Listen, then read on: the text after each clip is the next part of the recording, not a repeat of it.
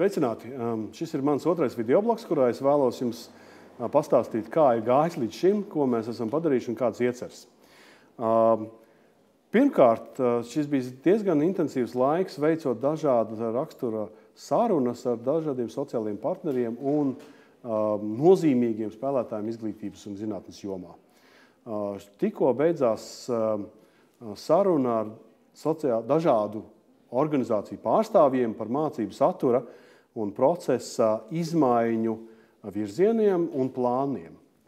Es ļoti ceru, un tas man būtu priekšstats, ka tas varētu kļūt regulārs, un šī saruna rezultātā mēs varētu, kā mēs te diskutējam šodien, nonākt pie piedāvājuma īsa, koncentrēta, varbūt pat uz vienas lapas, piedāvājuma Latvijas sabiedrībai par to, kādai būtu jābūt kvalitatīvai izglītībai Latvijā. Pamatlietas.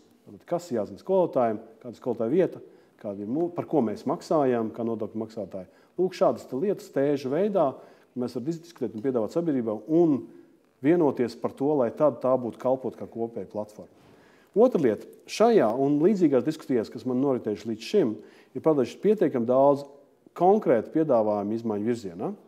Viens no tiem, ko es gribētu šodien pieteikt un uzsaukt, ir piedāvājums izmainīt to mācību procesu un saturu, izmēģināt pilotu skolās ar viņu piekrišanu, ar vecāku piekrišanu, ar skolotāju piekrišanu, bet piedāvāt kādām Latvijas skolām, 10, 15, pamēģināt, kā tas ir darboties savādāk. Tātad darboties, integrējot priekšmetus, darbojoties ar citu stundu laiku, darbojoties savādāk organizējot mājas darbus, savāk organizējot slodzi un to piedāvāt citām skolām kā labu pieredzi. Es domāju, ka tā ir ļoti pozitīvs ierosinājums, ko mēs te izvērtēsim un visdrīzāk tuvākā laikā arī piedāvāsim un aicināsim skolas atsaukties uz šo. Un arī vecāks attiecībā pastīties, varbūt viņu skola tiešām var šajā te iniciatīvā pieteikties. Tāpat mēs esam tikuši jau uz virkni konkrētiem risinājumiem profesionālās izglītības jomā. Teiksim, mums ir radusies skaidrība, ka karjeras konsultācijas, kas ir bijušas piesaistītas vairāk bezdarbnieku pārkvalifikācijai, ir kāda daļa vismaz jāvērš skolu virzienā, tā radot iespējas arī skolu, vispār izglītojošo skolu, pamatskolu un arī tālāko posmu skolēnu iepazīšanai ar karjeras iespējām, ar profesijām. Tas ir vienmēr trūcis.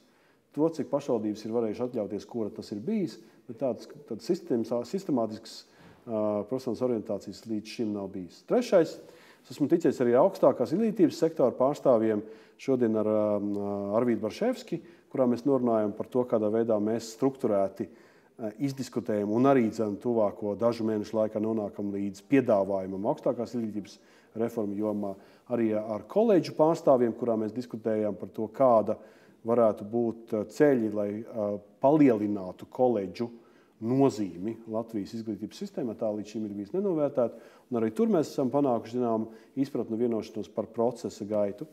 Un šo visu konsultāciju rezultātā mums jau ir radies aptuvens priekšstats par darba gaitu uz reformu piedāvājumu izstrādi tuvākajam laikam.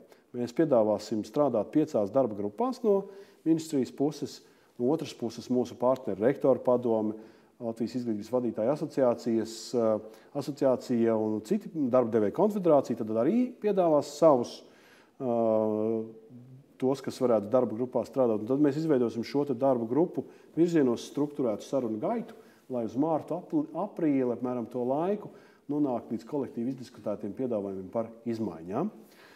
Vēl mēs esam izveidojuši apmēram grafiku, kā mēs varētu izstrādāt tehnisko analīzi arī par finansējumu jautājumiem augstākās izglītības jomā, kas arī tiks piedāvāts kā ziņojumi pēc dažiem mēnešiem.